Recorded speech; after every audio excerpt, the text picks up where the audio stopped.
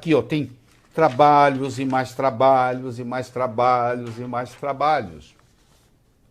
A primeira estatina no mundo foi dada em 1959, chamava Triparanol. Foi tirada do mercado porque causava cegueira. Em 2001, apareceu uma outra estatina chamada Cerevastatina, que é o Baycol, que na primeira semana teve 31 mortes, foi tirado do mercado. Tá?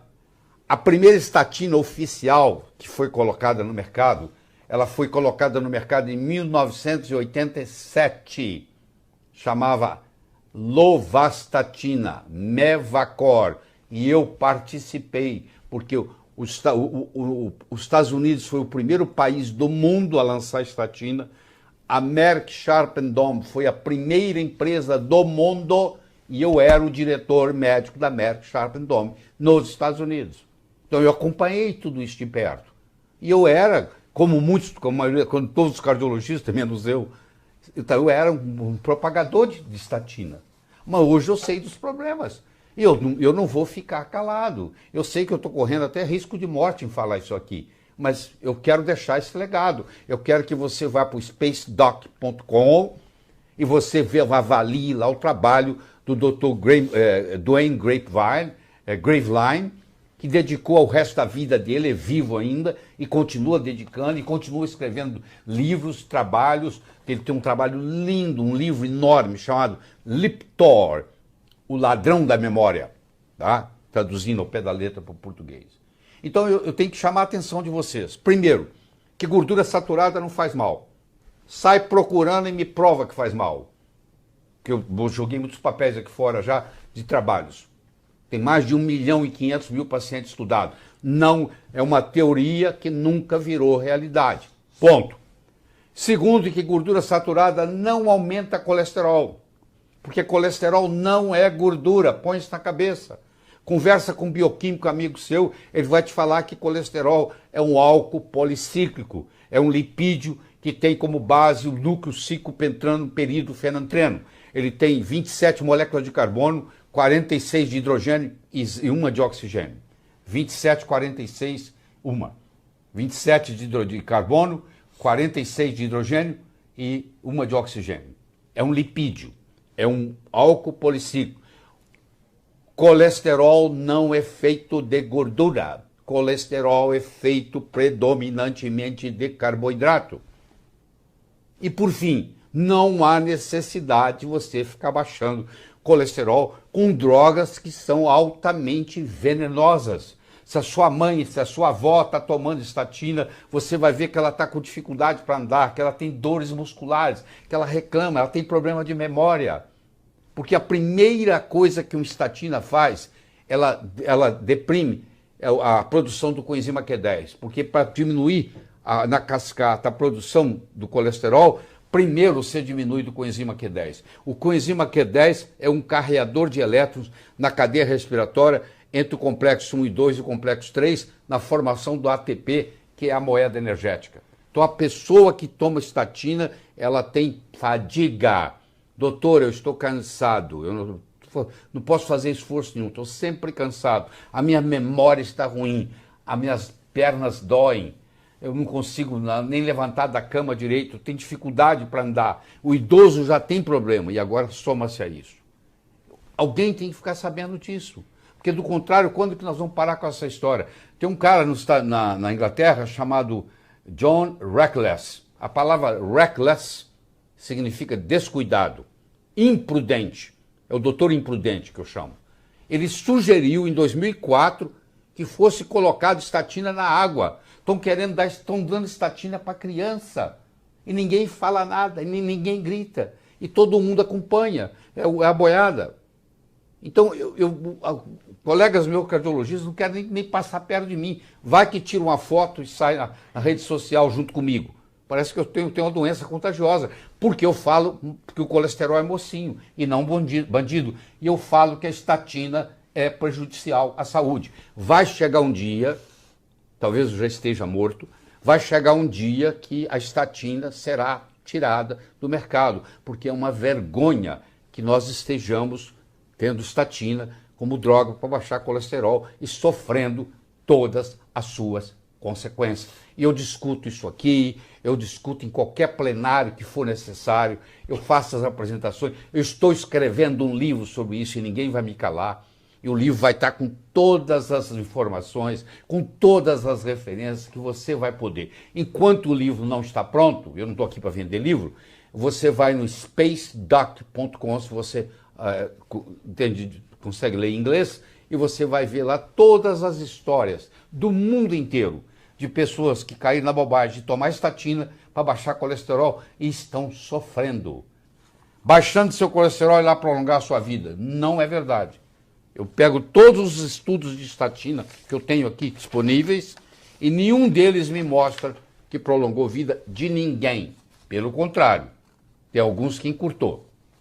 Tá bom? E quando aconteceu de um resultado pífio, um resultado mínimo de melhora, não teve nada a ver com baixo nível de colesterol, porque a estatina ela tem um efeito pleotrópico.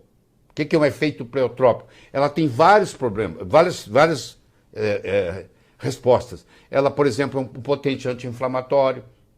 Não vale a pena tomá-la como anti-inflamatório, mas ela é um potente anti-inflamatório.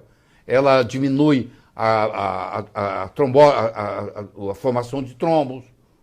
Então ela tem outras características que talvez tenha algum pequeno efeito sobre no coração, benéfico. Mas o malefício é muito maior. Tudo na vida depende de custo-benefício.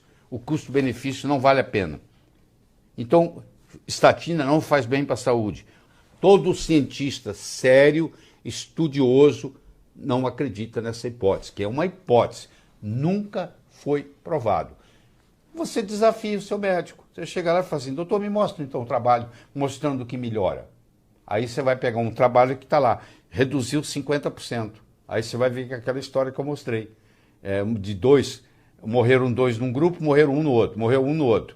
Aí dá de 50% de... O que você quer? O que está atrás da 90% do que está atrás da porta A ou 10% do que está atrás da porta B? Que você quer comprar uma varinha mágica que dobra a sua chance de ganhar na loteria? Se a sua chance de loteria é tão pequena que dobrar não faz diferença, é mais ou menos assim. Então até aí você não falou nada. E os trabalhos publicados são todos usando risco relativo, que não faz sentido. Mas como nós médicos não entendemos muito de estatística, nós somos enganados. Então, eu não estou culpando o médico do processo, eu estou culpando o sistema no processo. Isso tem que ser reavaliado. E eu acho que essa nossa conversa aqui hoje, nesse tom que eu estou fazendo, vai estimular você para começar a pesquisar. Você tem que me ajudar a mostrar essa verdade, só isso. Para o bem do seu avô, para o bem da sua avó, para o bem da sua mãe, para o bem do seu pai, para o seu bem, para o bem da sua família toda, dos seus entes queridos, que nós estamos sendo enganados.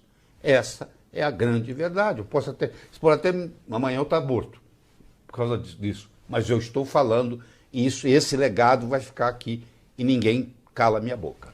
Da formação do colesterol no corpo, que vai do acetil-CoA ao HMG-CoA, ao mevalonato, ao farnesil-pirofosfato, ao esqualeno, ao colesterol. O farnesil-pirofosfato, ele forma esqualeno, ele forma os dolicóis, pergunta para o seu médico o que é dolicol, e eles formam o coenzima Q10, que muitos médicos não sabem da importância do coenzima Q10, porque isso não é ensinado na faculdade de medicina. Nós médicos somos ignorantes no que diz respeito à nutrição. Nós temos 6 horas de aula em 6 anos de medicina sobre nutrição. Essa mesmo é fórmulas pediátricas. Se eu não for pediatra, não vale nada. Então, esse conhecimento de coenzima Q10, que você pode entrar no Google acadêmico e digitar coenzima Q10, que você vai ver que tem milhares e milhares de trabalhos científicos, é o que não falta.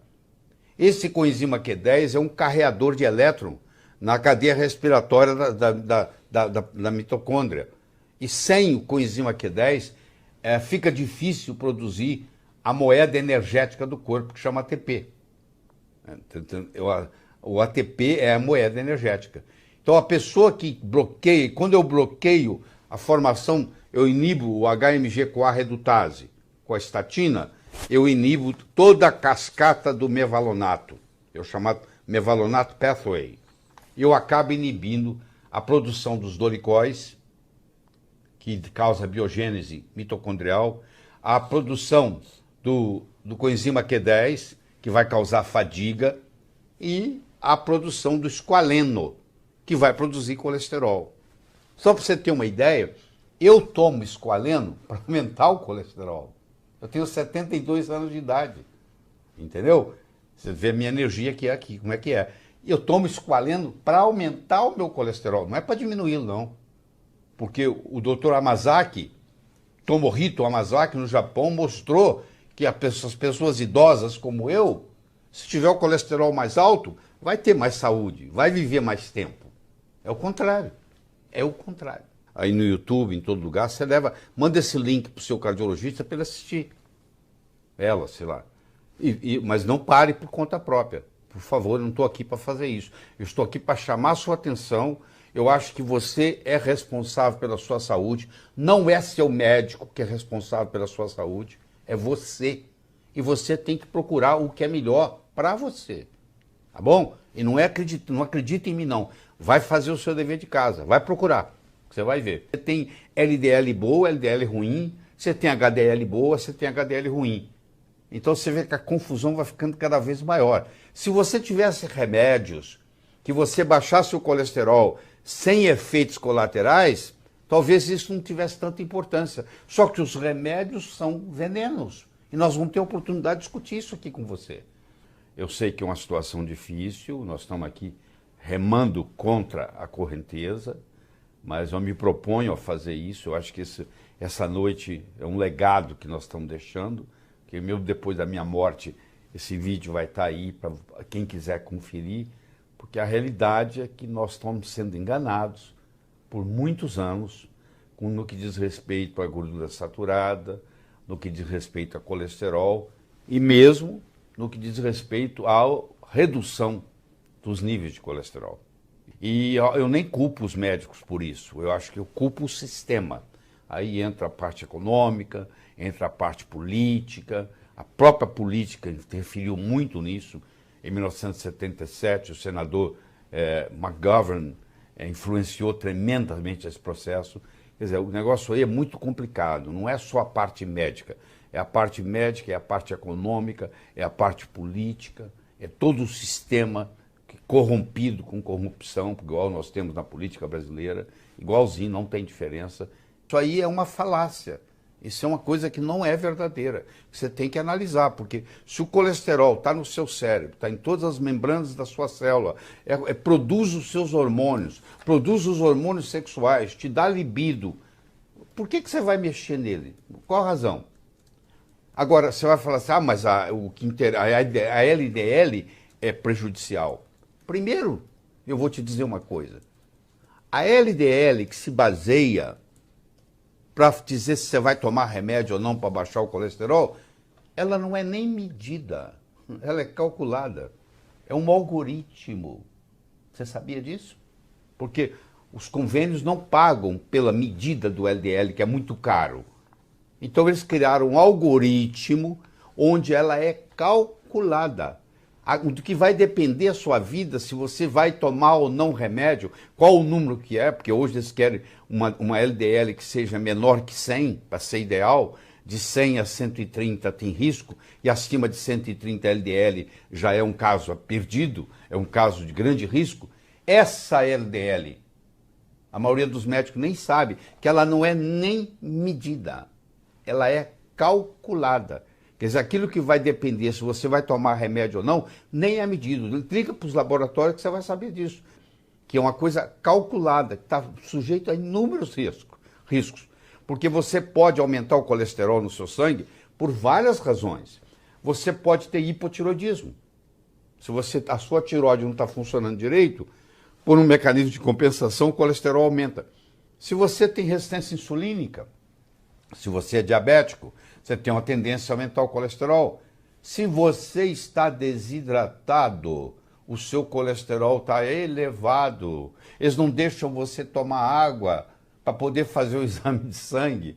Porque durante a noite você desidrata. Na realidade, os seus níveis de colesterol não são aqueles que estão sendo calculados lá, porque você passou a noite inteira sem poder tomar líquido. Você está desidratado. Você foi para o laboratório desidratado. E uma das causas de elevação do colesterol é a desidratação.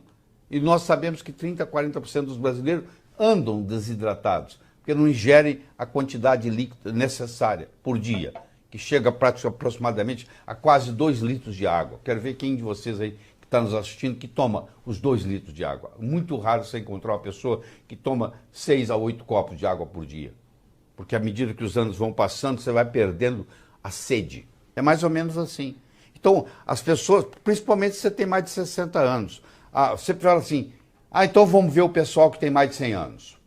São os longevos, são os centenários. Vamos ver o que acontece com os longevos no mundo inteiro? Não tem, o colesterol nem aparece na jogada.